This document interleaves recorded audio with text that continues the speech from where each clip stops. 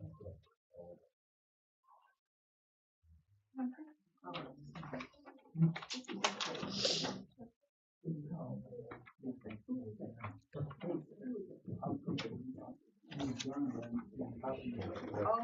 okay.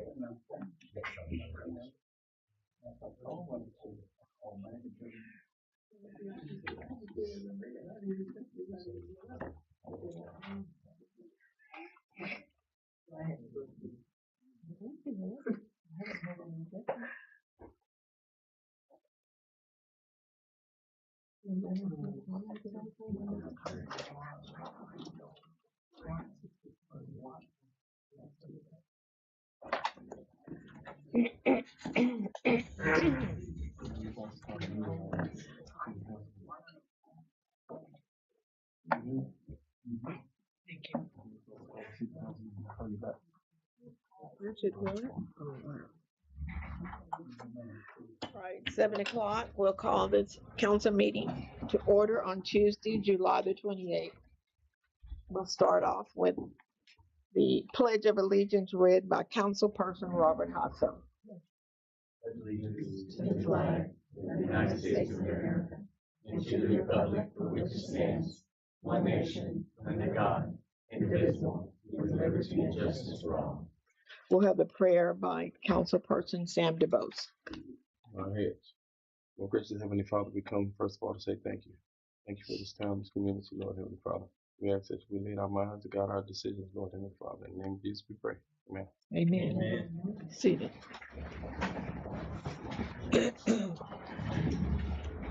Item number 3, items by citizens. The town council welcomes public comments at this time on items not specifically listed on the agenda.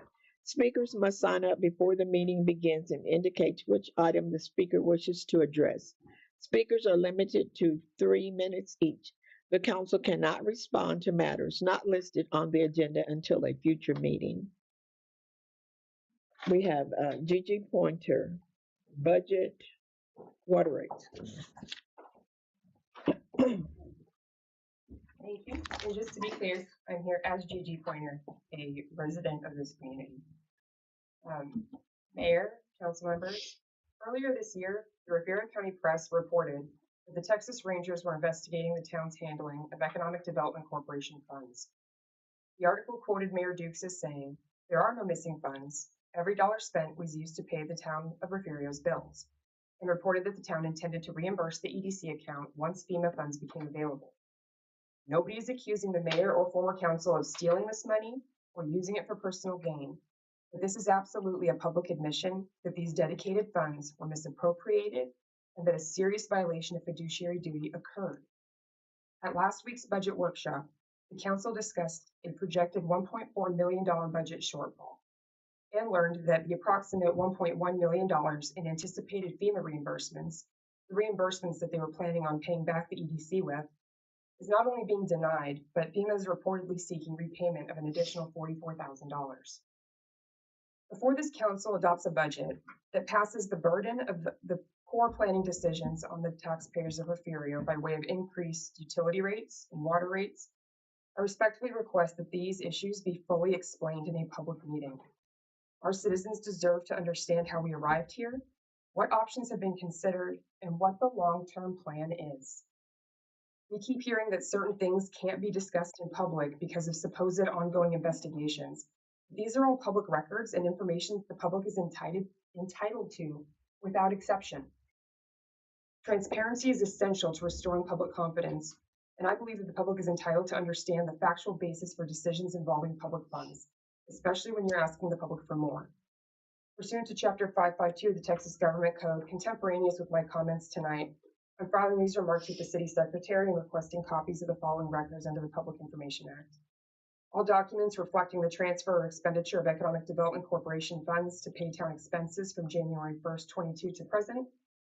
Any legal opinions excluding privileged attorney-client communications if properly withheld under the PIA, identifying legal authority for using EDC funds to pay town operating expenses, and any records identifying the current balance owed to the EDC and the town's plan for repayment. If any portion of this request is withheld, please identify each record withheld, the specific exceptions relied upon under Chapter 552, and whether the town has requested an Attorney General ruling. Records may be sent to my P.O. Box at 1093, Refugio, Texas 78377, or to my email at jpoint@pointerlaw.com. All right, Residents your of 3 minutes Refugio are up. were repeatedly promised transparency. I'm just here to collect it. Thank you. All right, item number 4. They're not here, right, Callie? Okay. Item number 5, Johnny Marie Green to address the council regarding trespassing on private property.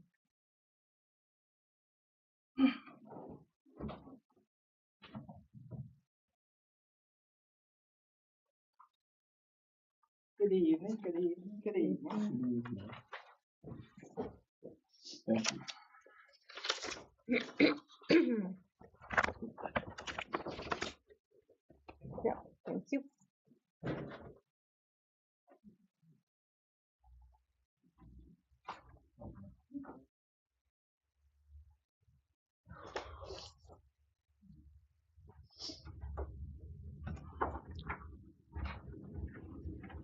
Good evening again. I'm tired and I'm hot. Well, I'm coming here I've been having a lot of conflict on my property. July the 7th, 2026, I placed a no trespassing sign on pole and house at 109 Elm. July the 9th, 2026, the signs were torn off house and a piece of lumber I placed across the screen door had been pulled off and thrown on the ground. I replaced the signs and lumber across the door. July the 22nd, 2026, trash can that was on the property was removed by people unknown. And yeah, Dukes, that's the day I called you Yes. and informed you about that. Yes. Not the trash can and everything. But as I walked to the pharmacy to pick up my prescription, a brown, dark color Chevrolet truck passed me, and the tenant that had moved out of the house of 109 Elm Street on July 2nd, she was following behind the pickup. So when I got home, I walked around to 109 Elm Street, the trash can was gone. So I called the police and the mayor. And the police officer, he took my report. What I need to know, does the private property and no trespassing signs mean anything to the people of Refugio Town? I am not upset about who took the trash can, because I got an idea who took it, but I don't have proof. But what concerns me is I had all the signs properly placed on the property and someone unknown disregarded what it meant and came on my property. My question is, why do we have laws and no one respects them? Thank you.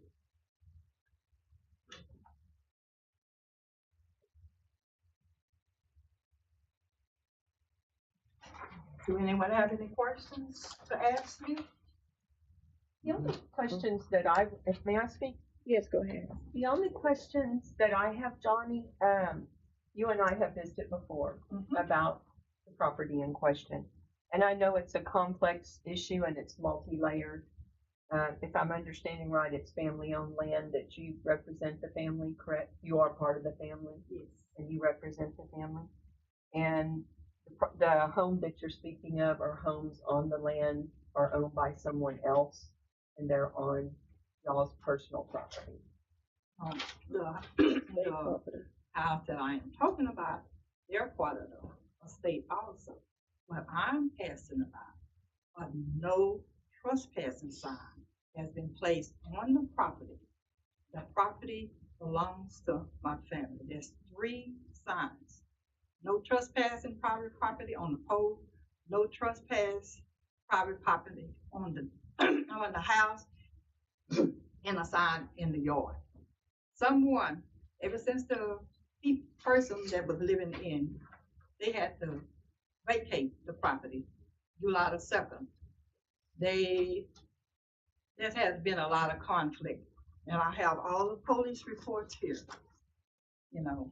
I'm just trying to get a better understanding of the mix of who owns what. Who owns the physical house that you're speaking of that you put Oh, a I'm not board talking about on? the house. I'm talking about the no trespassing on our property, On the land, on period. the land, period. So how you have a no trespassing sign, some of you have a no trespassing sign, and where you live in somebody decides, oh, I like that plant. I'm gonna go on that property and take it off of there. That's what I'm in reference to. Okay, so you're not referencing the homes that are on your land that belong to other members of your family. I'm talking about the land. Okay. If from That's what I was reading trying to clear. that there piece of paper there, according to the Texas laws, and it has a code, you know, a penal code there about someone coming on your property without permission, you know, whatever and everything. And I had problems with the policeman. One of them, he came out there. He did not want to take the evidence, what could prove or either identify the person because they pulled the board off of there, and that means their fingerprints was on there. They took the no trespassing sign was on the house. They pulled it, so their hands was on that also. And then the people that lived there, they left the trash can there. It was full of trash. That was July the 2nd. So it was too heavy to move out off of to move it to be picked up. But I went on and pushed it out there anyway on July the 21st, which was Monday. It was empty. July the 22nd, the trash can was pushed all the way up to the bedroom window. Whoever took it, they came and took it as it was empty. My thing is, if they were going to take it, why didn't they take it when they moved out, July the 2nd? They had a U-Haul truck that was backed up to the house. They could have put it on the truck. I'm concerned about the no trespassing. You put no trespassing sign on your property, so that's what I'm talking about. So is there any kind of agreement with the person that's over renting the house that they can walk? Yes, my cousin is the next, in line. I have authorized papers that he has to sign, and I have the police department has a copy of the letter and everything, but it has to be, he has to sign it and notarize, and it has to be sent back here. Plus, the police officer spoke to him and everything, and he is aware of giving me permission to do whatever I'm doing. Oh, to put the signs on the house also, and not, Yes. okay. Yes, but the house, it's not the audio, the sign, it's the no trespassing. Before the house even became an issue, I put the no trespassing sign on my piece of property. All I'm saying, that means anybody can walk on there, and the police, you don't do anything about it. When I call the police, and the young man, he used some big words and whatever and everything, trying to say this. But the other officers that have come out there when stuff that has been going on, they have taken an incident report. This officer did not want to take the incident report, but the second time he came, he did take the incident report. A whole total different thing. Yeah. But I'm just concerned about no trespassing. So, but my question was, I don't know, I know there's a person, I don't know who went in the house or on the house, but I know there's a person that takes care of the houses, and I'm, for taking for whoever takes care of that house, I mean, that is not my business. My business is concerning the people that's coming on the property and everything, and going in the house without the permission of anybody to go in there. So the person who owns the house is dead. Yeah, but my question was, that person that takes care of the houses, do they have permission to walk on that land to go to take care of the house? No. Oh, they don't? No. Okay. That was my question. Okay, Sam. When you first, read your statement, did you mention the tenant? Yes, the You person that said was the living in guy in there. the black truck, the tenant drove by and got out. Excuse You me, I described didn't him as a understand. tenant, correct? The person, Yes, wait a minute, I ma'am. know You you were must talking say about what a you man in asked a me. black truck. Somebody drove by you when you were on your way to the pharmacy, and it was a tenant that was in a black truck. There was a trash can in the back of the back truck, in the truck. The Can it truck was be either dark behind brown, them? it was a dark color, but it was a Chevrolet Silverado. I think he's asking Tenant- was the tenant the one driving the truck? Oh, no, the No, tenant was okay. in her car. Following that truck, is that what you said? Okay. And the officer told, in the report, the officer said that, I told the person that, had lived in the house, moved to 108 Mesquite Street. And yesterday, I came to the water department and I asked Sylvia, was there water on, at the 108 Mesquite Street? She said, yes. I said, oh, so how did she get the trash can and everything? What you explained, you told me that, whenever someone has a trash can at a residence, they move somewhere else, they're allowed to take the trash can. I mean, over there. So, like I say, that's not the problem of taking the trash can, but you come on the property and take the trash can off of property and says no trespassing. I don't tell them about trash. No, I understand that, Yeah. but I didn't tell you that. I said they may have told me. I said I have to find out. I did not know if they told them to take the trash. I said sometimes they do, because the trash can usually go with the residents. But sometimes the ladies up front tell them to take the trash can to where they move to. But that trash can is assigned to that residence. But I told you I was going to find out because they do tell them sometimes if we don't have any more available back there. Did you Yeah. find out? Yes, I did, and they said no, He said no what? that they did not tell them to get the trash can. No. Okay. Yes. Okay. So, but I know that Mhm. I know someone because I didn't see it.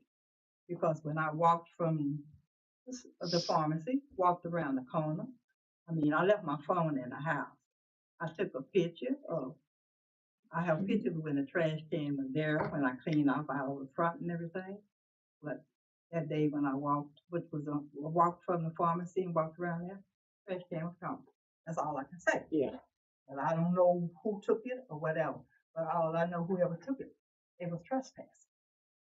On the lease Yeah. agreement, is there anything that says anything about them properly vacating the prop, or like any documentation of an Yes, I actual have- I vacation of the have- property? Yes. So I don't have it here with me, but I have it in my other folder.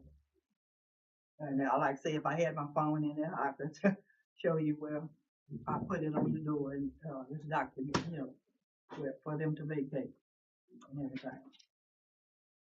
The laws are real tricky when it comes to contracts and lease agreements and people living in specific properties and everything like that. So if you can provide those documents to where it states that they've properly vacated the property and they're no longer are responsible for it, that'll help us be able to make a more clear decision on what needs to be done. I started to bring all that, but I didn't think I would need that, but I have all that information. Can I say something as well? Go ahead.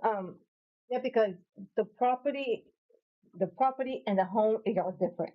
You got some people who owns the The property? Okay, it's all, the property belongs to, it's Ann Shaw Estate. The house belongs to Patricia Ann Gray, which is deceased, which is my aunt, and it dwindled down to her son, Clyde Lakeith Gray, which he is deceased. The next one in line is Carlos Gray and everything. So basically, what I was told, with everything I've done it. I went to a lawyer, and told me how to pull this up, because I was gonna do the eviction notice, but according to the paperwork that was given to me by the lawyer in precinct, I can't even think what the name is. Megan? Yes, they gave me all the paperwork and everything. I read it, and it said the first option that you do, you give them a notice to vacate. And I did. So they vacate, because the next option was if they didn't vacate, then I would have to pay $118 for an eviction notice. I want to make sure that nobody else gave them permission to go, that you're just the only person. Nobody else could give them permission Permission to do what? to go in if they forgot Oh, something. yeah, I'm the caregiver of the piece of property, and that's, the appraisal office has it. Ann Shaw State, care of Johnny Marie Green, and the police got a copy of that too. Did they, when I'm asking about vacation, did they vacate as in, like, you assume they vacated? No, Or no. you have documentation stating that? Plus, I took pictures. Okay, so at this point, right now it's a civil matter until you provide those documents. We can't really, there's nothing we can do. We trust that the law enforcement, are doing their job according to the best way that the city, to protect the city and, to prevent us from having any potential lawsuits and everything, until, we see something like that. There's really nothing we can do about it at this time. Okay, I understand that, but I mean, what I'm questioning is, what right does any person have to go on anyone's piece of property that has a no trespassing sign? That's what my question was. I understand exactly what you're saying, and I have all the paperwork to document, to bring it to you. I'm not trying to find no lawsuit.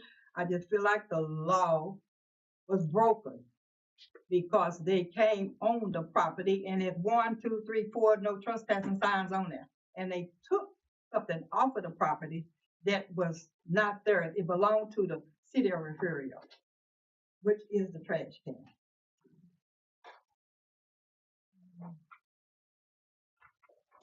Thank you. Anybody else? Y'all finished? No. All right. Thank you.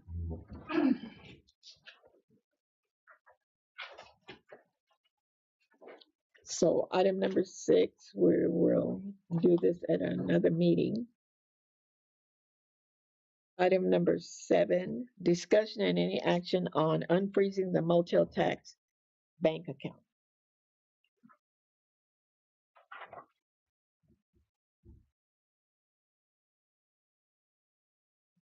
Is there a motion? Tim?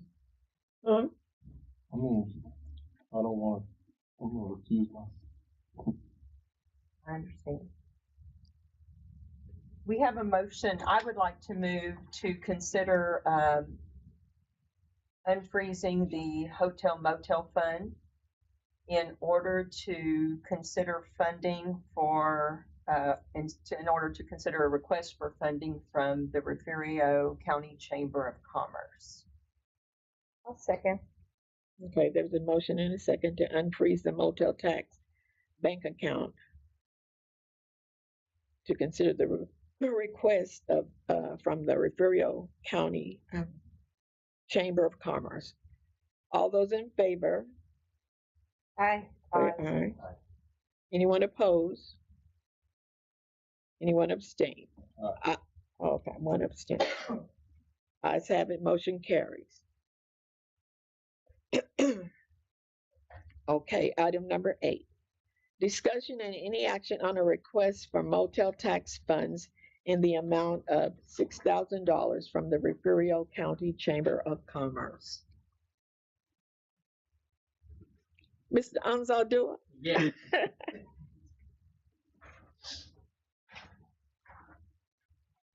It's nice to be back. Hi, Lenny. Thank you, council, for giving us the opportunity to do that on behalf of the Chamber of Commerce and our Chamber of Commerce board. Thank you for helping us help with Refugio. We are the city county visitor center. We supply information to travelers on Refugio's histories, things to do, restaurants, and lodging. It is our goal to give everyone a good first impression of our community. We have helped ideas turn into businesses, residents find housing, promoted motels, restaurants, gas stations, mechanics, tire shops, and many other items that come before us for assistance. As a visitor center, we use we will use these funds to keep the lights on and the doors open, so that the visitors have a friend. I asked that y'all could please fund us. Uh, we keep a separate account for all funds of this type. It doesn't mix in with any other funds.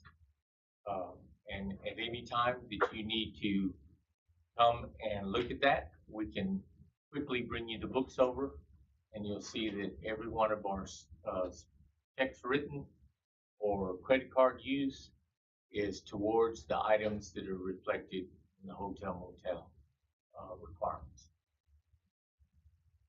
All right, thank you. Did y'all have any questions for him?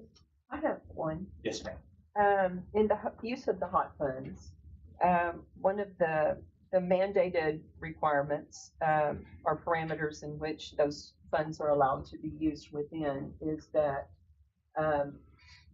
it strongly represents increased revenue sources for the hotel motel industry, obviously. It's like a continuum.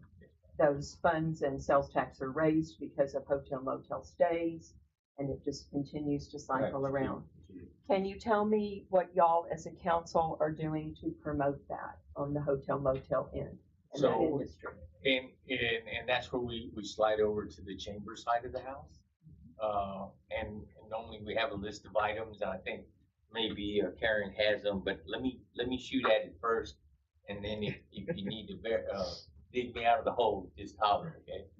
So we offer trainings, we offer information to businesses to try to help sustain it.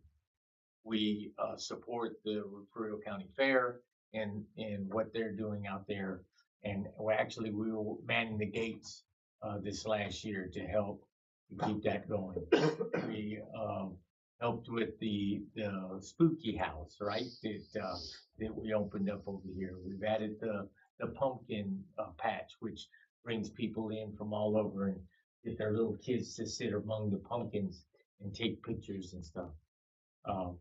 We do not have a annual big item like the shrimpery or the Wind Fest or something like that, but that is in our plans. That is in our hope that if we can keep moving forward, that those kind of things will grow. Okay.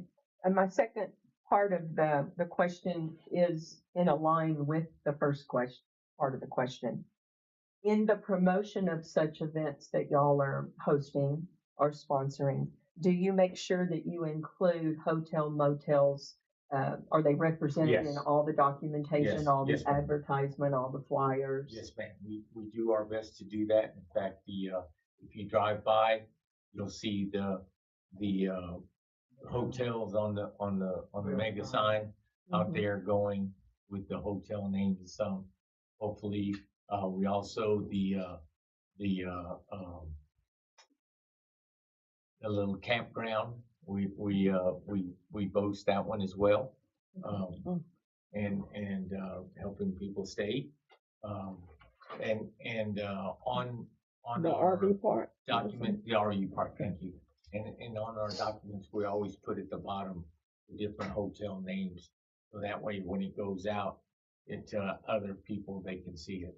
On the items that we hand out there in the office, all of the hotels or motels rather are represented, even though some of them aren't members. I would encourage that. I would encourage you not only have their name on there, but I would encourage you to have their phone number for And address. reservations. Yes, ma'am. That would be beneficial. And on our website too. That's great. That's great. Are some of them members of the chamber? Yes, one of them is a member, the other three are not. Okay. Correct, Karen? Correct. Do we have any way possible, or could you put something in place to where we could track the efficacy of our investment into the Chamber of Commerce and the Tourism Center? Yes. Is In there some way fact, that we in our can- last meeting, we discussed that. We used to have a book that anybody that came in would sign into and put where they're from and that kind of stuff.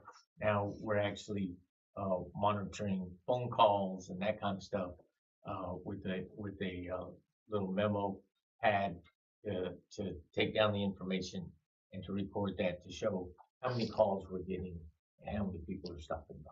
Okay. I think the council, for sure, I know I probably am speaking for the council, but I would personally would like to see some feedback on how effective the investment is and how successful y'all are with getting people to actually stay a night in a hotel. Because we can attract them to Refugio all day long, but the whole purpose of the hotel motel funds is to fund it back into that same industry. So I would encourage y'all, if you don't have those hotels on your website, also list lodging for Refugio proper on the website. For the event that we just did for July 4th, Yes. several of the vendors did stay at the hotels. That was one of the things. Good. We tried to, when we reach out to them, hey, because, I'm trying to think of the one with the computers. Agape. They come from afar away. Some of them stayed, some of them had to go home. But they stayed at whatever this hotel is. Budget Inn? Yeah. They stayed. So we have offered it and we tried to promote the hotels that come. Good. And I'm not trying to give y'all the third degree. It's just, we're trying to be very protective of these funds and use them for what they're intended to be used for. So I'm making sure our I's are dotted and our T's are crossed and that there's no doubt that that's what they're going to. At some point, I hope that we have large enough events that we can consider getting a block of rooms at a hotel and getting a discounted rate. And I think that would allow us a little more opportunity to gauge it and to get a pulse on how many people, for sure, not just a little memo with check marks, but an Well, we actual. do when we have the Juneteenth, we have block rooms. That's great.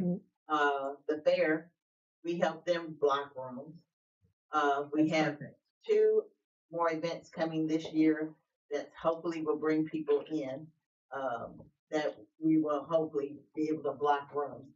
We're trying to do more visitor center come into and see, and then have something to stay. Most of the time they won't only stay if it's an event, but if you have family who come down for the holidays, hey, your house is not big enough to have 10 people, well then here's a block of rooms that you're able to get. Right. And make sure that the hotel provides you those statistics, because then that shows the hotel owner and manager that we are in fact promoting their industry.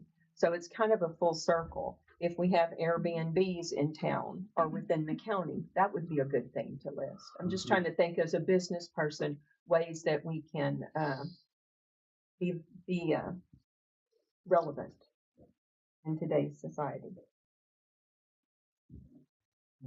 I motion to.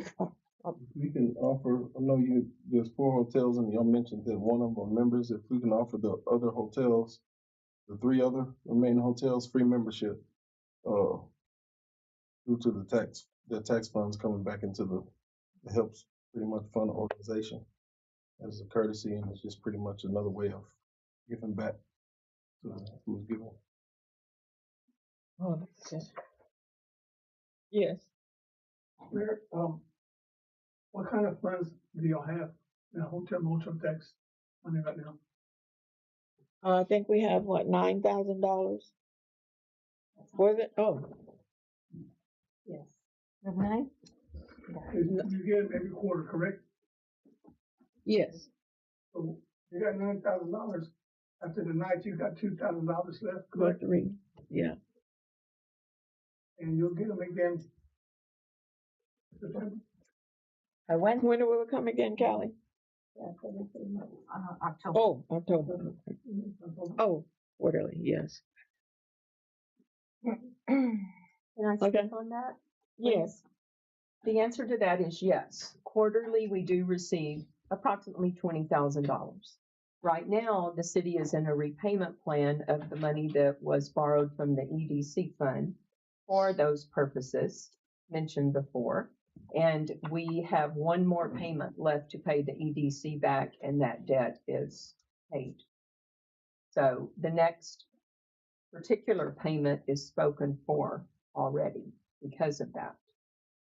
In a previous meeting, it was approved by council. So that's where we stand with that.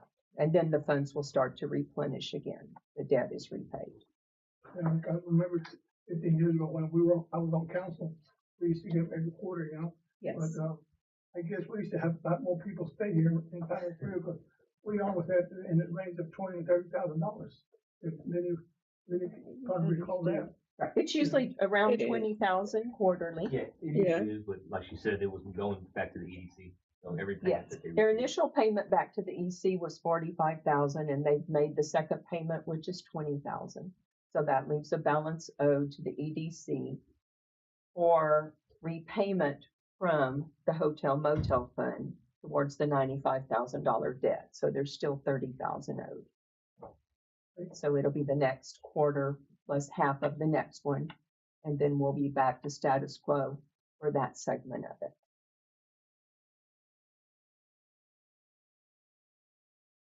All right, Laura. No, just to motion to, you have the 6,000 that they need. Okay, there's a motion to give the 6,000 to the chamber. Is there a second? I'll second the motion. Okay, there's a motion and a second to give $6,000 to the Refugio County Chamber of Commerce. All those in favor say aye. Aye. Anyone opposed? Anyone abstain? No. One abstention, okay. Ayes have it, motion carries. I would like to state for Sam, would you mind stating the reason that you're abstaining, just for the record? I'm abstaining. For the record, I'm abstaining because I'm the vice president of the Chamber. Chamber of Commerce. All right, thank you. Okay, Mr. Lenny, Thank you very thank much. you. Thank you, ma'am. Thank you. Close it back up. Close it back. Well, it should have been made in the motion, but. You want to amend the motion? Well, let me go, yeah. So, item number 9, I withdraw the request. I requested this and I'm withdrawing it at this time.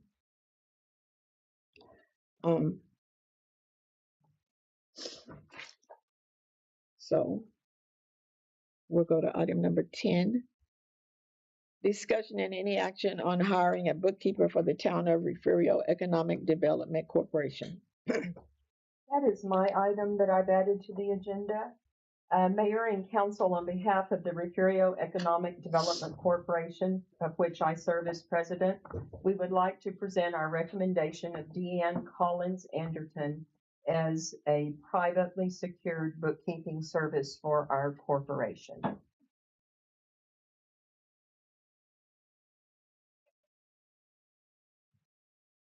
What was the last name? It's Deanne, D-E-E, capital A-N-N. Okay. Presenting her services last time, right? Yeah. A couple months ago. Yeah. Right. And her last name is Collins, and it's hyphenated, Anderton, Oh, T-O-N. all right. How much is it? In a moment when we get discussion, we certainly can. Is there a motion? Move the motion. Yeah, Okay. second. Well, okay, Lala, second. Mr. Robert. Okay, that's fine. Okay, the motion made by Robert Hassel, second by Lala Vasquez to hire Deanne Collins Anderton as a bookkeeper for the EDC. All right. Go ahead, Johnny, what did you? At our last EDC meeting, when she gave us all that financial report and everything, she wasn't our bookkeeper then. We have already approved her as an EDC. We voted unanimously to appoint her and to recommend her, but it has to come before council for final approval. So yes, that's already been done. For the record, about, we have an estimate about how much time she spent without officially being paid for her services. Probably about 6 hours. She's been to about 6 meetings that we have had, just helping get us through the process. Our EDC had not um, had on record a proper budget for quite some time. So we were basically starting from scratch there, and we needed the guidance of an accountant or bookkeeper through that process. So we sought some professional care to make sure that that was done properly. Did you want to state what her fee or? Yes, her fee per hour, I believe, is $30. Someone correct me if I'm wrong on that. I don't have it in front of me. We don't anticipate that her monthly rate is going to be any more than about $100 to $150 max per month. The EDC on any normal given month usually has 3 to 4 transactions. We have one monthly deposit, which is our revenue from our sales tax. That's what we're funded by, 1/2 cent of every 1/2 of a penny. It sounds like very little, but it does add up to a significant amount. So if y'all see me looking for pennies on the ground, that's what I'm doing. But normally there's one deposit per month that comes in from the sales tax revenues. And if we don't have any projects going on, then normally there's very few expenditures. There will be a check to her if services have been provided for that month. There'll be a check to an attorney if services have been provided. But other than that, unless we have a project going on, there's going to be very few expenditures. The EDC, we've made it a point in restructuring that we will pay for any and all expenses that we cause the city to incur. So for instance, at our meetings, Callie and Delia are both present currently because Delia is still in training. Callie is a salaried employee, so she's there without extra compensation for her hour of being there because it's covered in her salary. Delia, on the other hand, is an hourly employee. So the city incurs a debt paying her salary while she's attending our meeting and doing our minutes. So when we are going through the process of restructuring, we're making sure that we reimburse the city for those expenditures. So that's the type of thing she would handle. We hope to get going with some projects really soon. You serve on the EDC, you know that. We've been working hard, so does Mr. Riles. When we get those projects going, there are more checks written, but hardly ever have I've looked at 5 years worth of records, almost 6, and the most I've seen in any given month has probably been 7 checks written. So it should not entail a lot of bookkeeping. The main thing is a profit and loss statement, a financial statement on a monthly basis, so that when we have our monthly meetings, we have that in front of us, and we have an accounting not only from the city, because Delia and Callie will continue to do their duties in providing those services, but we will have our own separate and private bookkeeper, and we will have a check and balance in place just to make sure that everything is how we think it is. And that's our reason and logic behind that. The main incurred expense this first year will be her getting us set up on her books. She has to go back that 5, 6, 7 years and establish us. Any and all transactions that occurred in that period have to be entered on a ledger and a chart of accounts. So she has to build the accounts according to our categories and what we've chosen to name or label each of those accounts. Once that's out of the way, then it'll be more smooth sailing. Mr. Ross, did you have any questions or comments to do with? Okay, there is a motion and a second. All those in favor say aye. Aye. Aye. Anyone opposed? Anyone abstain? Ayes have it, motion carries. Item number 11, discussion and any action on hiring an attorney to represent the town of Refugio Economic Development Corporation. That would be my item. Mayor and council, after careful consideration, the Refugio Economic Development Corporation voted to recommend Mr. Thomas Gush to serve as legal counsel for the corporation. I'm presenting the board's recommendation to the city council for its consideration and approval. Motion.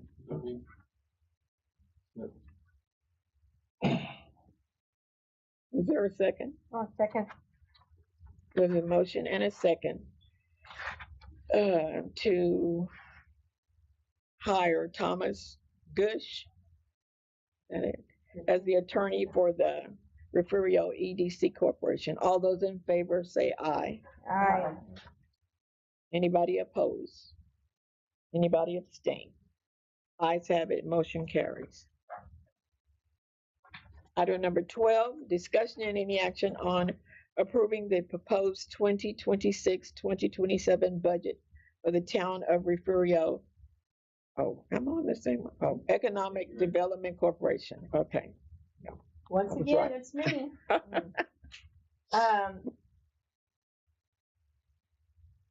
Mayor and council, on behalf of the Refugio Economic Development Corporation Board, I'm presenting the corporation's proposed fiscal year 2026-2027 budget. The budget has been reviewed and approved by the EDC board and is now being submitted to the city council for its consideration and approval as required.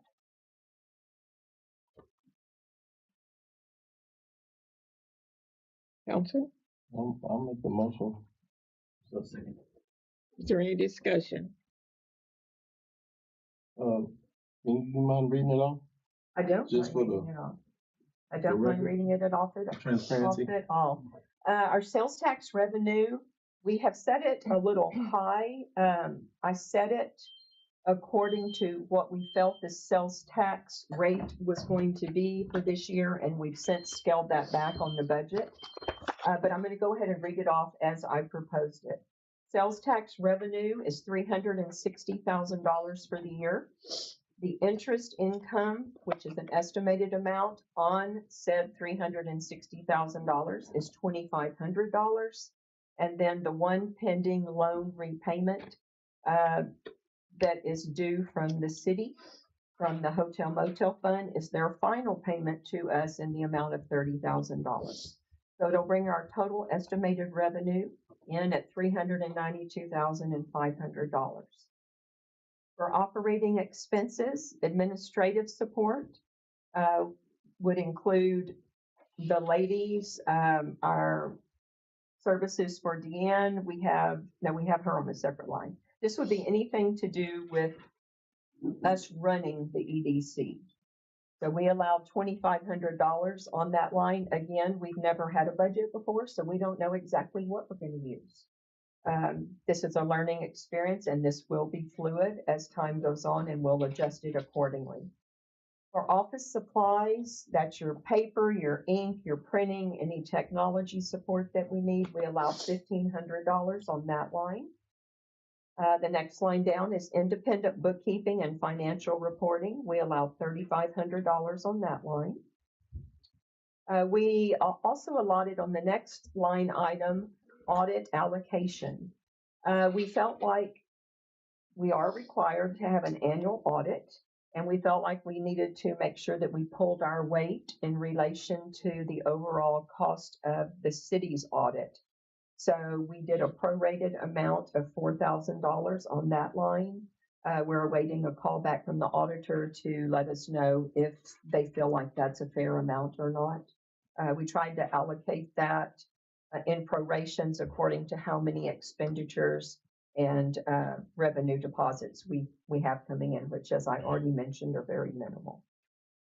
Our legal service rate, we have at $40,000 for the first year.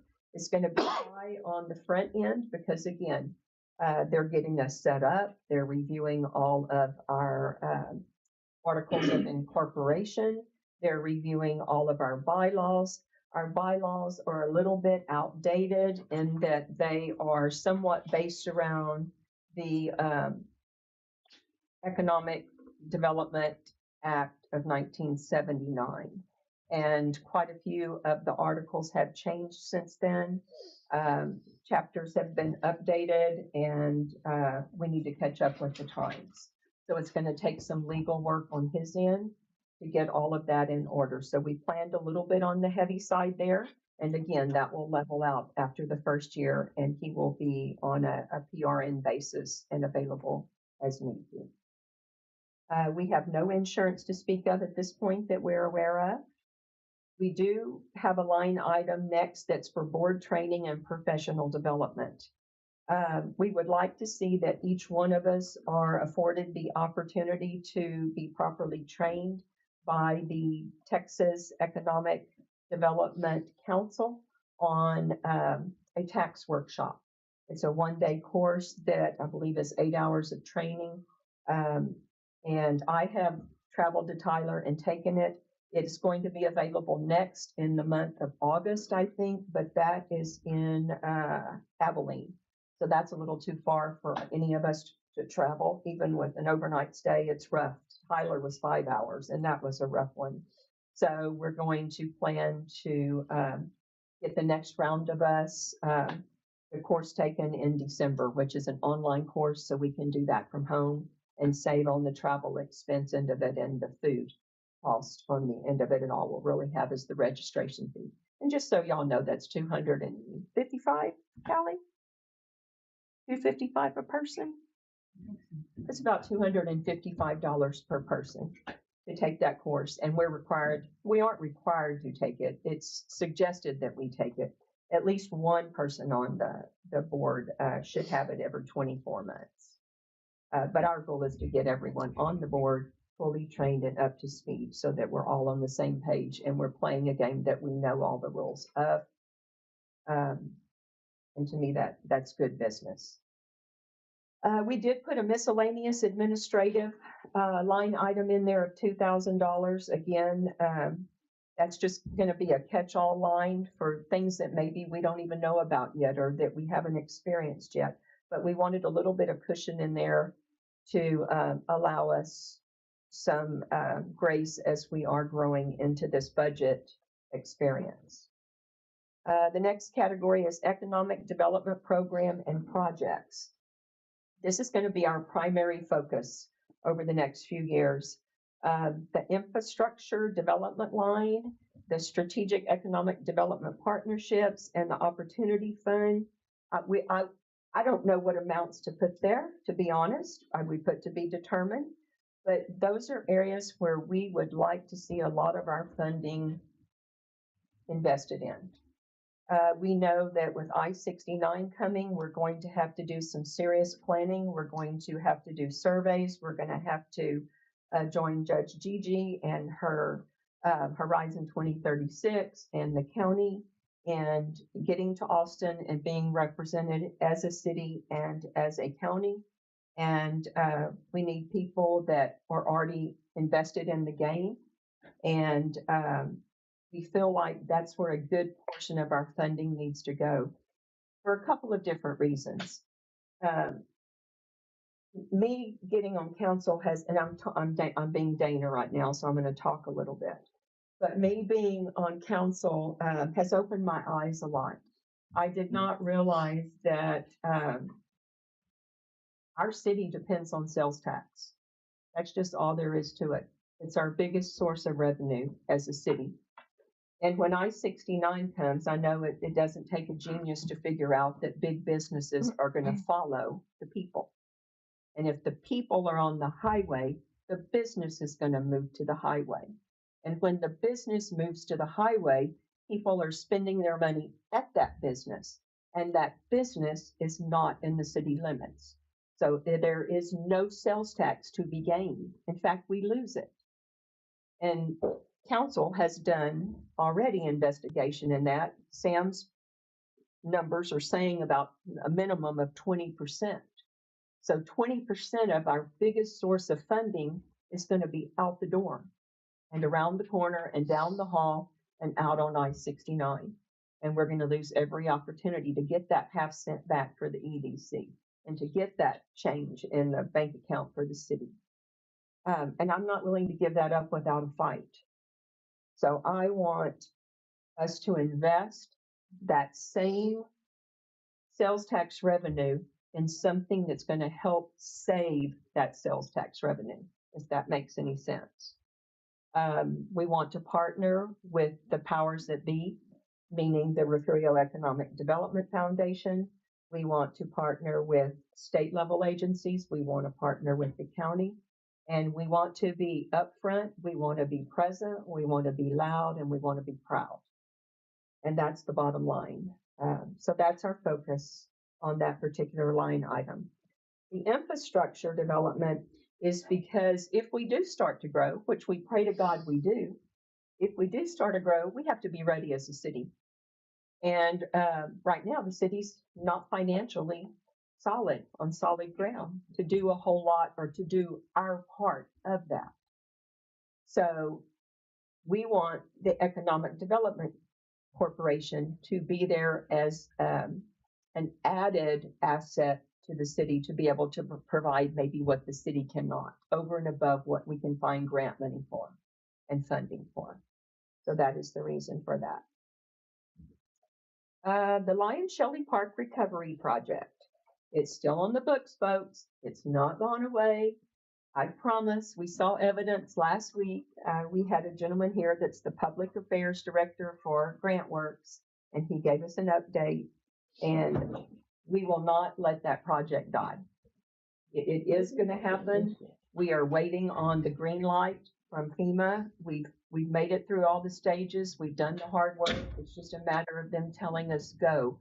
The money from the EDC is still sitting in the EDC bank account, all $600,000 of it, minus one repair on the restroom, which I've looked at so many figures now. I think it's about $24,000 that we've spent on a repair on the restroom a little while ago, a couple of years ago. That's out of the 600,000, but it's still there, so don't panic. Financial position.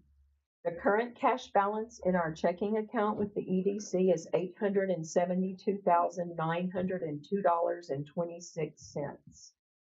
The portion of that was previously committed to Lion Shelley Park is the $600,000, which leaves our current balance at $272,902.26. I'm done. Thank you. Okay. Thank you. You did great. I'm sorry. Okay, so we had a motion and a second. All those in, I'm sorry. You mentioned that the money that was loaned from hot funds, there's a plan for paying that back. Yes, ma'am. My understanding, based on statements and things made by this council, is that there was also like insurance paid using EDC money, and other bills paid for city operations like necessary public services. Is there a plan to have that money paid back? There is not a plan agreed on and in place, but we are seeking repayment, and we are also seeking repayment for the interest that was lost for the money while it was not in our account. Given the amount of that money? Kelly? Off the top of my head tonight, no, ma'am, I don't have it No. in front of me. No, I would probably, my closest figure off the top of my head is 550,000 is still owed. And that's without the interest that's owed, because I don't know how to calculate the interest, to be quite honest. I'm not an accountant, but there has been a large portion of the money paid back, almost 400,000 off the top of my head. So it's not that there hasn't been an attempt to pay it back. It's that we need the money in the general fund currently in order to sustain the city. So we are patiently awaiting, hoping for the best, but we hope to put a payment plan in place in the near future.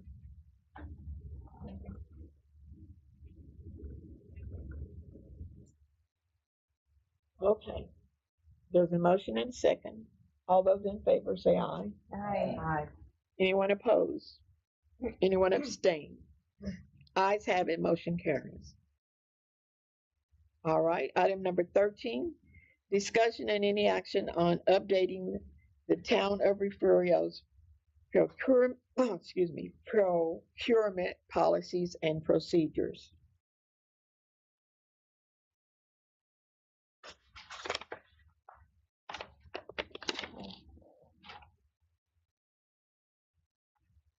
So that, oh, go ahead. No, you go ahead. So basically, it follows the federal guidelines with the $50,000 threshold. However, Texas has a law that allows the competitive bidding threshold to be 100,000. So we implemented that at the end, saying we're applicable. The town of Refugio shall use Texas Government Code 252.0215, which states and it talks about that threshold. We're adding that so that we can implement that if we choose to. This was put together by the former city attorney, Tim Pointer for us.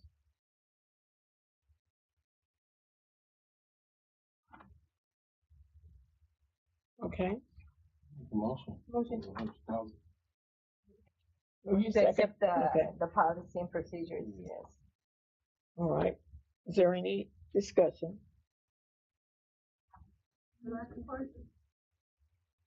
Yes. What is, procurement policy and procedure?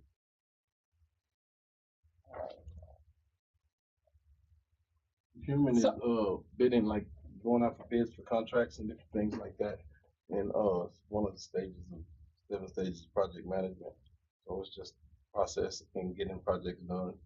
And these are the policies and procedures that allow us to essentially increasing.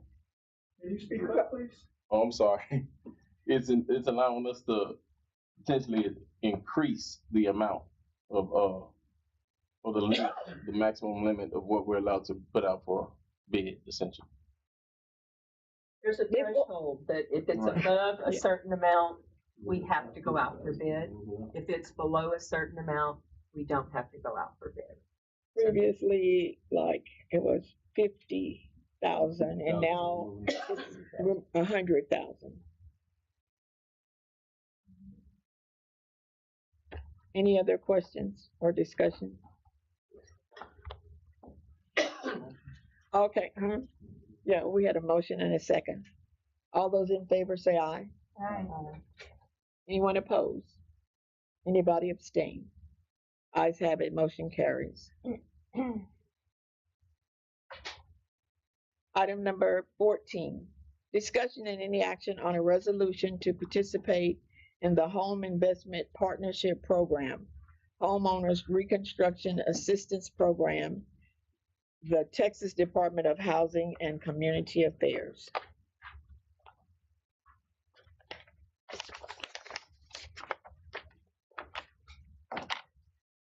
Go ahead. This was previously passed in October. However, the timeframe for putting in a grant application was after that period, and so it had to be within 6 months of applying for the grant. So they needed us to just pass it again so that it would be within 6 months of applying for the grant.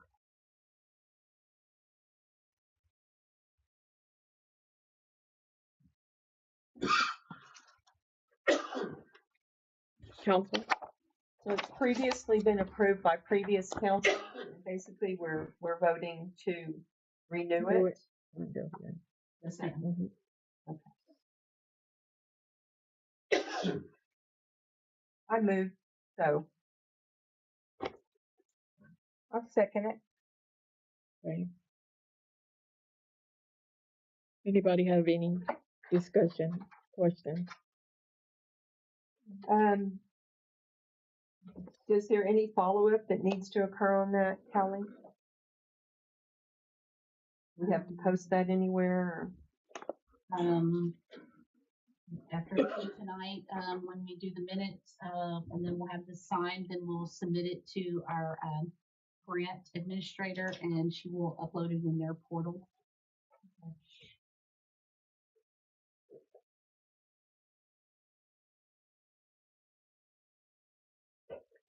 Okay, there's a motion and a second. All those in favor say aye.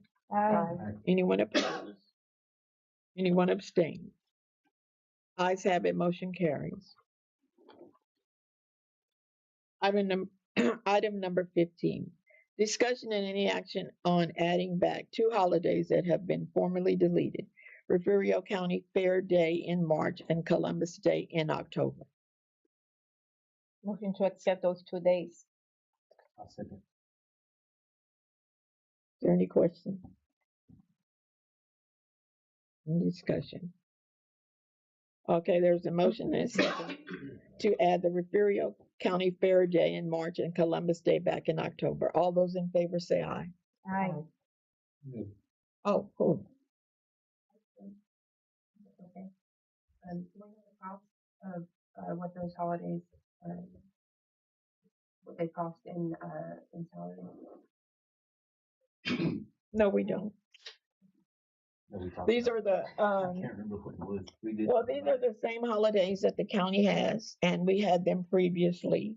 And when I asked the council to add Juneteenth as a holiday, they removed 3 holidays to put Juneteenth on. And then they added one back. So now we're just trying to get the holidays back that we had previously. Yeah, it was not. It was the council, not this council. Can you help remind us how much it costs the county about? For the holiday? Well, yes, ma'am. We have 170 employees, I think. So I don't know, I don't know, if I had no, not at all. So we did, But, I know that every time we talk about holidays, someone asks me, so that's why I asked, because I know someone. and the councils kind of thought that we would give these holidays back since there will be no raises for them. So we thought we would try to get the holidays back. And We already knew that with the budgetary cuts that we were having to make, that we're asking a lot of the employees, and we felt like in good conscience, we needed to give where we could. That.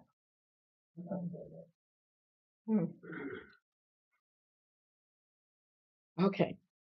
Any other questions? Discussion. Okay. I'll continue. There was a motion and a second. All those in favor say aye. aye. Anyone opposed? Anyone abstain? Ayes have it, motion carries. Item number 16, discussion and any action on proposing an increase in water and sewer rates for the town of Refugio to become effective October 1st, 2026.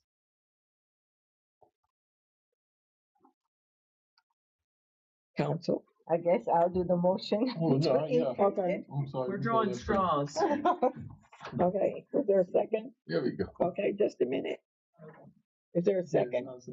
Okay, there's a motion and a second now for discussion or question. Okay, whose hand went up first? Yours, What do Mr. you propose to raise that increase in rates? I'm sorry? What are you proposing the increase?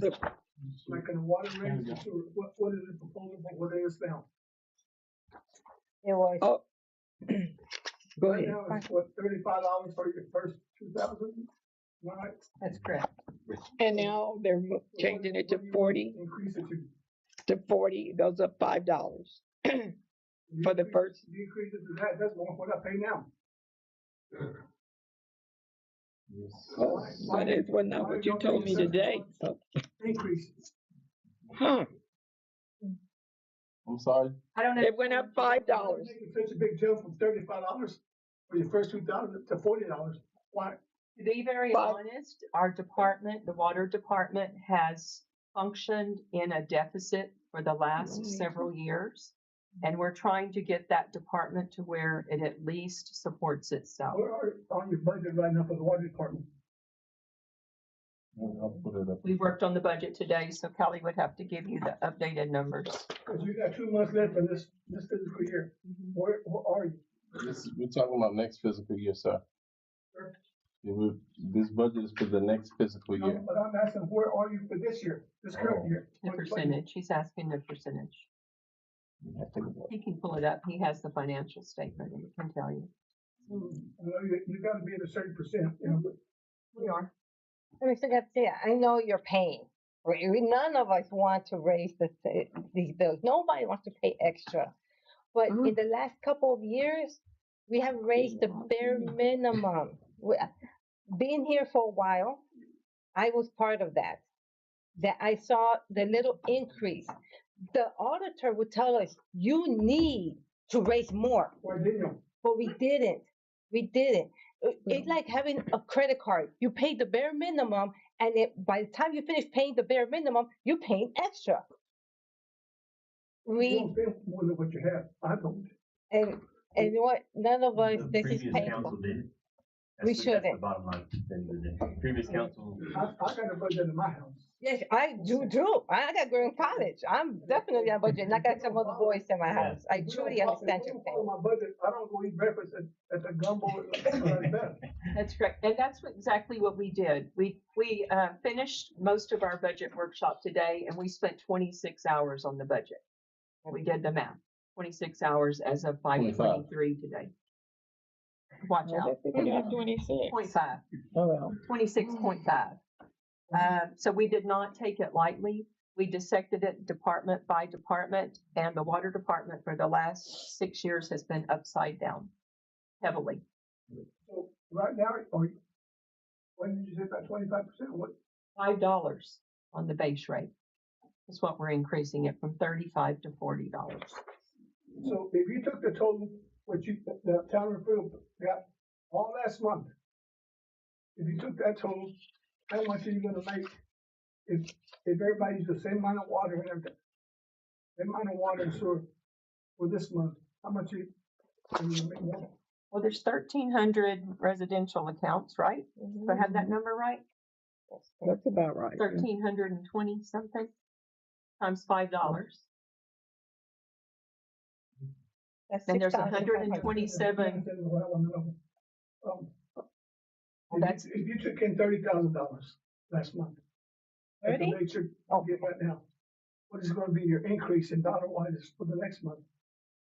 I'm starting in October, you know.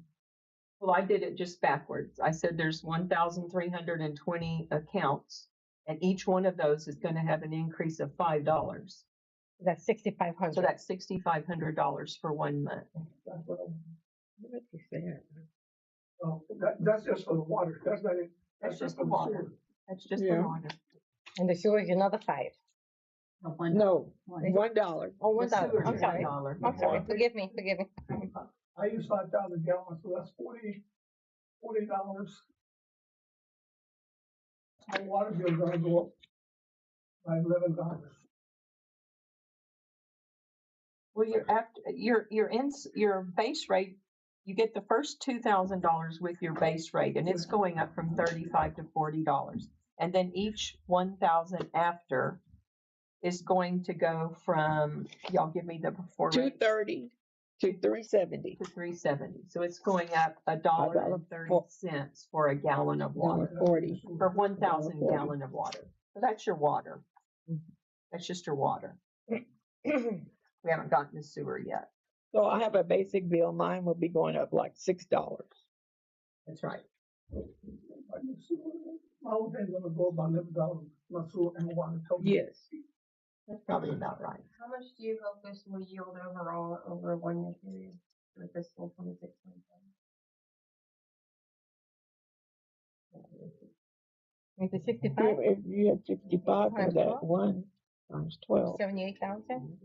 Well, I mean, that's if each one is just the base rate. Yes, I'm that's saying based on your estimates, but what your actuals look like at the end of the year, what is your estimate?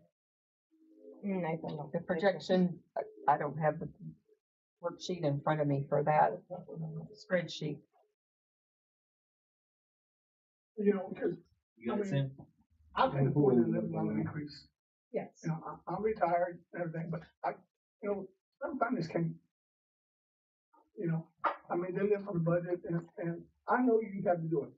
I know it's got to be done, It does. but I'd like to see just not a $5 jump, maybe a $2.50 jump or something like that. But that's putting more fuel on the fire of the same problem that got us into the mess that we're Next year you currently can add it in. up. Exactly. That's what we've been doing. The 50 cents, the dollar. And that's why we're in the situation we're at right now. I said 2.5. And next year you go up 2.5, because next year you're probably going to want to increase it again. And because the cost of living, it's already it's going to go up. You know, everything's gone up I'm already. on Social Security. From Social Security, they give vehicles me to cost of living. housing, taxes, everywhere. Whataburger. They weren't raised last year. It was 2024, the last time they were raised.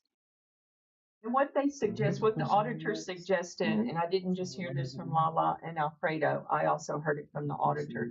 They had presented a recommendation of 3% per year. But we just didn't keep up with the recommendation that was given to us, to be honest. I'd just like to say that, I mean, I think 3% is reasonable. That's the cost, I mean, that's federal standard cost of living is 2.8. Even if we assume that our cost of living actually increased by that makes sense. I think where everyone's having a problem is we're looking for a justifiable purpose for our water rates going up, and just covering the spread because prior councils didn't plan accordingly isn't really a purpose that I think the taxpayers want to burden. Like, I get that we've got to come up with the money somewhere, but I don't necessarily want that somewhere to be in my pocket. Like, I think that that is a very big jump. As we sit here, I mean, I haven't heard what we hope that yields over the course of the year. I mean, we can do this simple math, but what we don't have We is did what the do actions that. are. If I remember from the workshop, it was somewhere in like 280,000, somewhere in that range. Well, so, I mean, that is a giant chunk of money. I certainly don't think we should take that lightly or just assume that every time there's a deficit that the largest pot to grab it from is our water rates. Because I don't think I've gotten any increased service with my water. The quality of it hasn't gone up. There isn't a justifiable purpose for this increase other than we need more money. And that is a very dangerous precedent to set because we always need more money. Well, I beg to differ in that we need more money. We need that department to sustain itself so that we can continue to uphold that quality of water. We do have one of the highest quality waters in our area. Honestly, compared to When, we do. We when have a did, premier rating. no, I'm sorry, when, we have never Superior, been asked to boil water. See you, Jason. Thank goodness. Jason, can you speak to our water? Well, I would say like, I mean, maintaining the water systems, fixing leaks, clamps, parts, everything is just going up. You know, none of that's cheap. Chemicals, chlorine, like, price just keeps going up. You know, I mean, We've stayed down. yeah. Yeah, that's why it's struggling over there, you know. I mean, And the equipment that they work with is really outdated. And we hope to have some kind of money in there to, okay, this is the equipment that they need or the chemicals that they need. Again, we're one of the good ones that I've never had to have a notice of boiling my water. You know, we have that luxury. Keep the green yard. That's why my water bill's probably a little higher than people, you know? And there's several people on Everett Street that like to do the same thing I do, you know? But, you know, my only thing was, you know, going from 35 to 40. I could have seen it from 35 to 37.50. And next year, go another 2.5, people would be, oh, well, that's not too bad, you know, $2.50, you know? $5 jump, it just, In 2014, I'm gonna go back. This is the last time that it was a big increase. This is the first big increase we've done in a long time. So in 2014, it got raised to $22, right? And then in 2016, they did a $10 jump, 32. And we're still in that area. So that's 10 years that we haven't increased it a significant amount. And that's not due to like fault. I mean, everybody wants to keep the water rates low. I don't want to raise the water rate. But in order to maintain the system that we have, in order to keep what we have going, better to be proactive now than reactive later.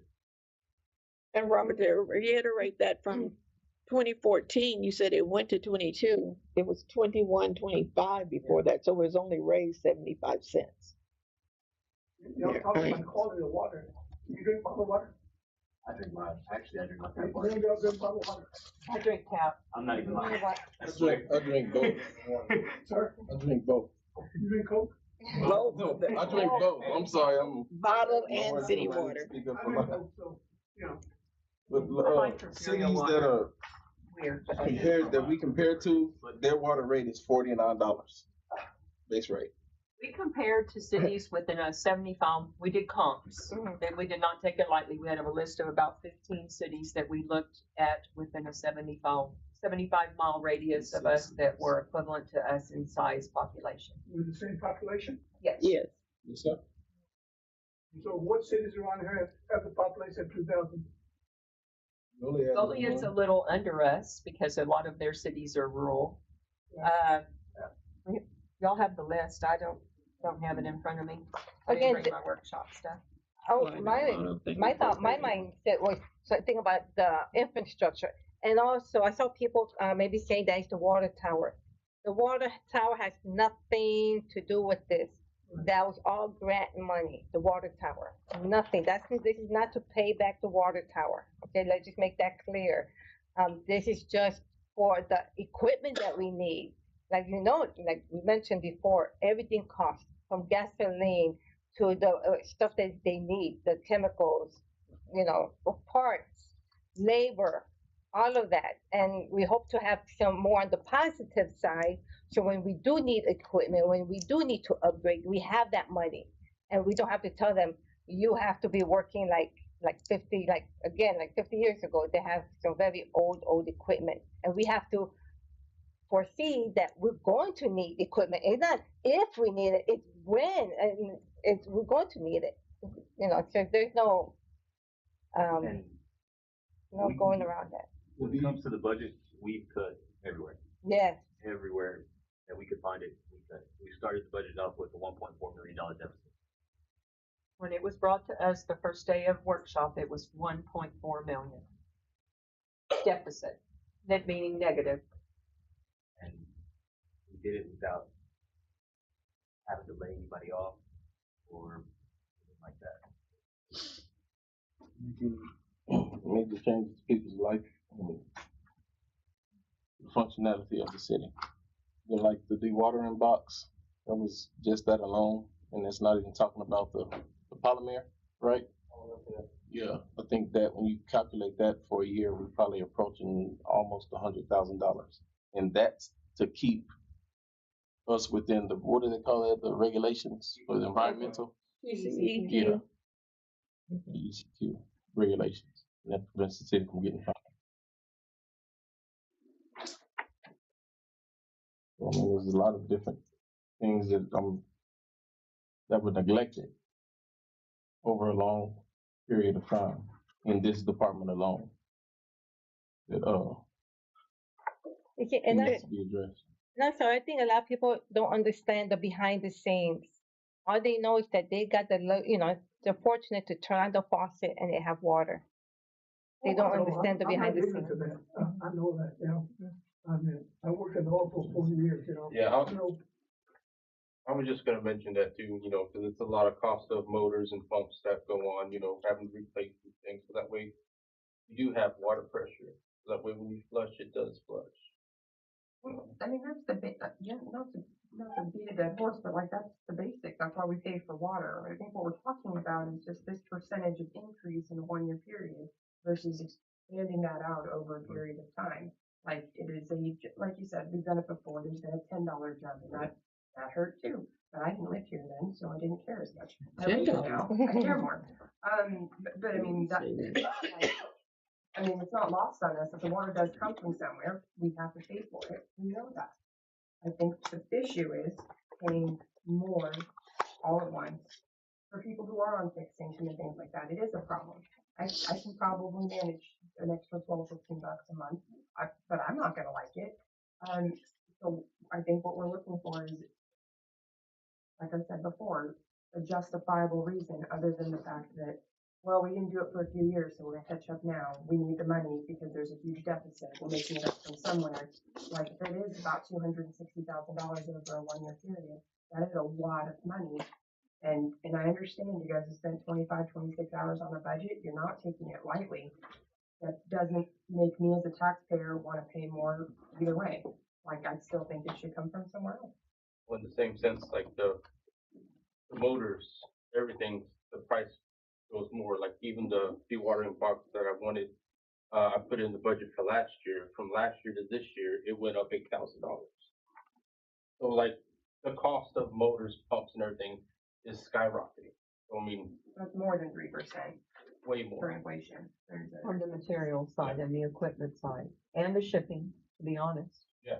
Shipping is killing us right now. Yeah, I got a dongle and a USB port coming to program the the lights for the school, that's $135 on shipping. That's something that can be handled. You should get mine. Well, I view it as, Just insane. I kind of view it like this. If I bought a lot of a blow pop, a candy bar, and 10 years ago it was 25 cents. Today it's $1.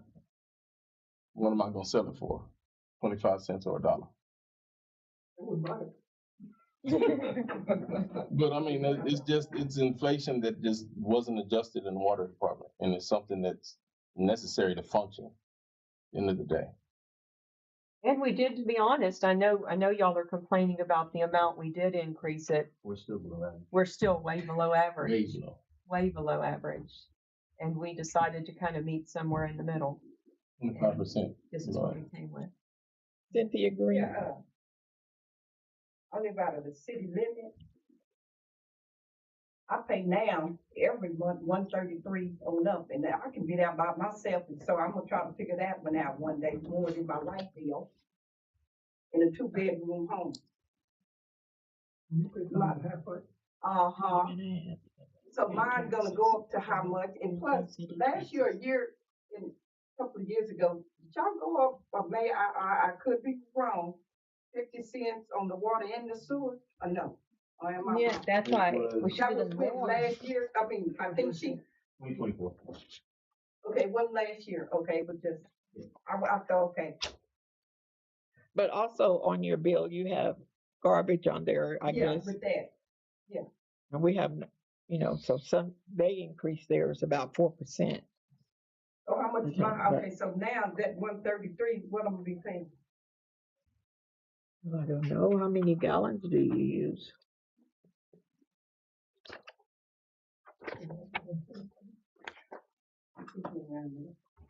I don't know, because, I would have to look and see how many gallons you use and all of that. I don't have your bill with me right now. Yeah. The minimum. Mhm. Can you just do the But the- base rate for her? She's one person. I don't think she uses over 2,000 gallons unless she's watering her grass too. And the neighbor. But it's just you, Cynthia, right? Twitter? Right now, yeah. I didn't I'll look at sign the every page now and then. that had that on there a minute ago. I was looking at it. The thing is, I haven't figured that, I mean, 133 up, and I've been doing this for some years. Yes. You And I don't pay say, for taxes. Right. but still, There, it's that's that what I was telling you the 133. same. But you're getting services that someone that lives within the city limits that pays taxes for. Yeah, but So how your much- rates are okay, different. a little, yeah, but the thing, that's what I was concerned about that. And it is going up again, and is that or go across that 100 yards to that creek, one of the two. Do you want You didn't bring your want a water bill? voluntary annexation? We'll take it. That's an index. Well, yeah, because you're adjacent. Yes. So the base rate, whether you're inside or outside the city limits for residential, on water, it's going up $5. It's the same whether you're outside the city or inside the city. It's not more for those that are outside of the city. The increase to the base rate for the sewer, inside the city is $1, outside the city it's $1. So $6 But I on don't the know. base rate. Yeah, but I don't know with her. The trash? What was the trash? Well, that hasn't changed Oh. yet. I don't have that in front of me, but it's more for outside the city than it is inside the city. So you could say like 140, 145 the most? 140? All I can say Well, we for can sure just is tell her about $6 water right now. So $6. Cynthia, did you hear that, Cynthia? $6 on your base rate on your water and sewer. But if you use more than 2,000 gallons, then it would. Will be a little bit more. I can't see you using more than 2,000, but maybe you surprise me.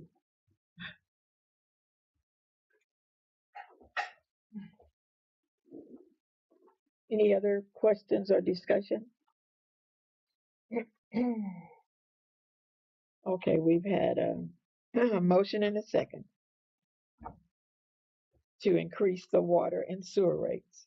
All those in favor, say aye. Aye. Anyone opposed? Anyone abstain? Ayes have it, motion carries.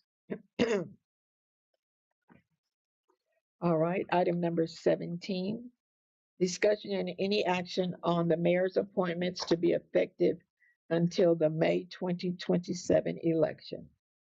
Mayor Pro Tem, did y'all want to do them separate or all together? Vote on How do you Huh? do it first? Council? No preference. No preference. Okay. We'll just do them all together then. Yeah. Mayor Pro Tem Isla Lala Vasquez.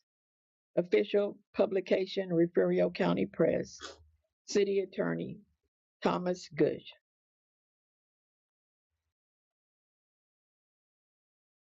Motion. Okay, is there any discussion?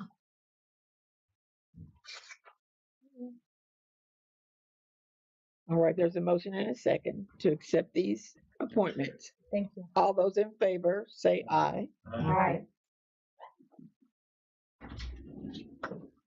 Anyone opposed? Anyone abstain? Ayes have it, motion carries. All right. Item number 18 and 19 will be omitted. The person does not want to have this executive session anymore. They have declined. So we'll move to item number 20. Approve the minutes of the July 14th, 2026 regular meeting and the July 21st, 2026 special call meeting.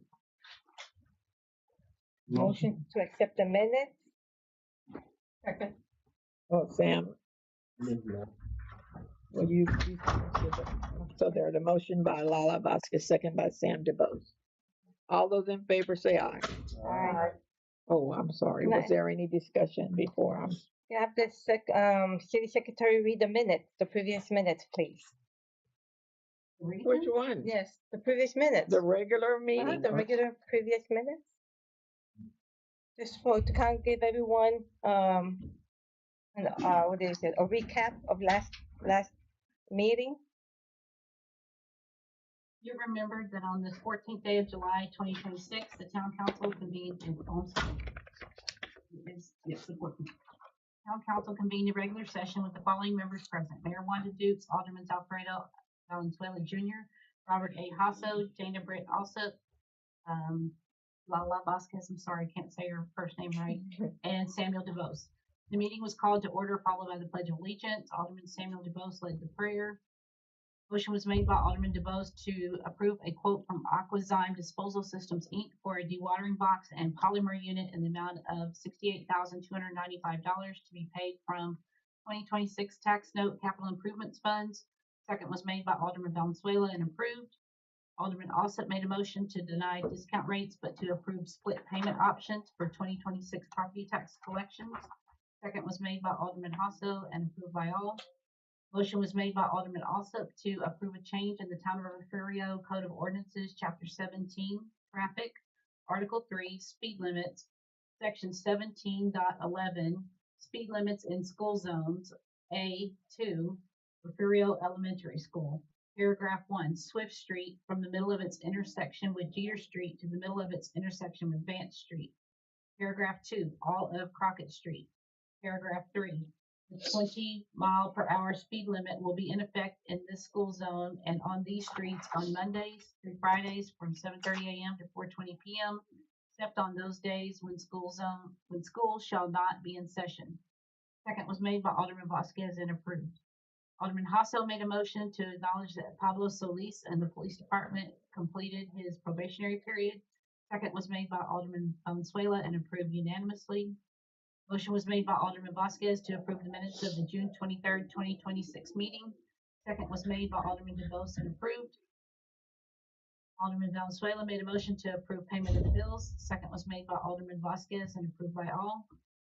The mayor announced that the council was going into executive session at 7:32 p.m. according to Government Code Section 551.074, personnel matters, to deliberate the appointment, employment, evaluation, reassignment, duties, discipline, or dismissal of a public officer or employee, the city attorney, Tim Pointer. Tim Pointer waived the executive session and requested an open meeting. Discussion was held in an open meeting. Alderman Hasso made a motion to remove the city attorney, Tim Pointer, due to lack of competence. Second was made by Alderman Alsop. Further discussion was held and no vote was taken. A resolution declaring a lack of confidence in the city attorney, Tim Pointer's ability to properly represent the town of Refugio was read by the mayor. Alderman DeBose made a motion to revise the wording of the resolution, removing portions of it and keep the lack of confidence portion. Motion died for lack of a second. The mayor announced there would be no action taken and the matter would be on the next agenda for the town council to consider. Motion was made by Alderman Vasquez to adjourn. Second was made by Alderman DeBose and approved, passed and approved, 28th day of July, 2026. Thank you. Special call, the other one too? You want the special call meeting read also? Yeah, I'm sorry. Yeah, I thought, yeah, you could finish, please. Be it remembered that on this, the 21st day of July, 2026, the town council convened in a special called meeting at 3:00 p.m. with the following members present: Mayor Wanda Dukes, Alderman Alfredo Valenzuela Jr., Robert A. Hasso, Dana Britt Alsop, and Samuel DeBose. Alderman Lala Vasquez was not present. The meeting was called to order, followed by the Pledge of Allegiance. Mayor Wanda Dukes led the prayer. Motion was made by Alderman DeBose to approve a resolution of lack of confidence in the city attorney, Tim Pointer, and to terminate his appointment as the city attorney for the town of Refugio effective immediately, July 21st, 2026. Second was made by Alderman Hasso and approved by all. Alderman Alsop made a motion to adjourn. Second by Alderman Hasso and approved unanimously. Passed and approved on this, the 28th day of July, 2026. Thank you. Motion. Didn't we already have a motion? I don't know. Yes. Yes, we had a motion and a second already. That was the discussion part. Okay, all those in favor, say aye. All right. Anyone opposed? Anyone abstain? Ayes have it, motion carries. Item number 21, approve the 9-month financial statement. Theoretically, 9 months is 75%. General fund revenues, 65.99. General fund expenses, 62.43. Water and sewer revenues, 60.31. Water and sewer expenses, 62.60.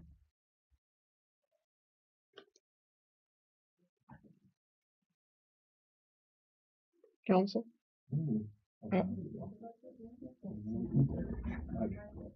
Overlook this way.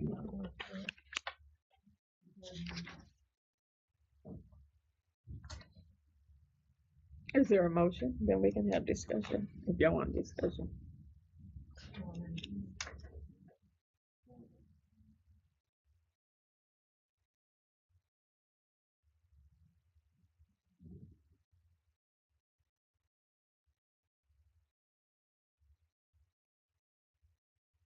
Council, would you like to make a motion? Motion to pay the And bills. then you can discuss. Okay, there's a motion. Is there a second?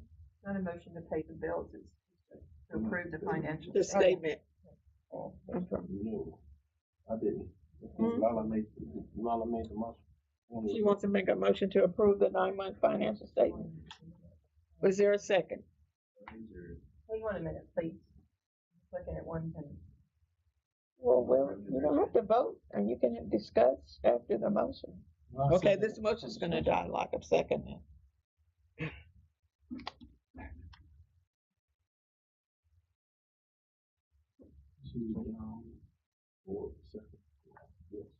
I want to just look it over, please. This was given out in their packet, wasn't it? Yes, ma'am, I just Okay. made, I just said. You just rattled through those last four percentages quickly, and if you'll just repeat them, I'll write them down. 65.99, 62.43. And water and sewer revenues, 60.31. Water and sewer expenses, 62.60. Thank you. That's what I want. Those percentages.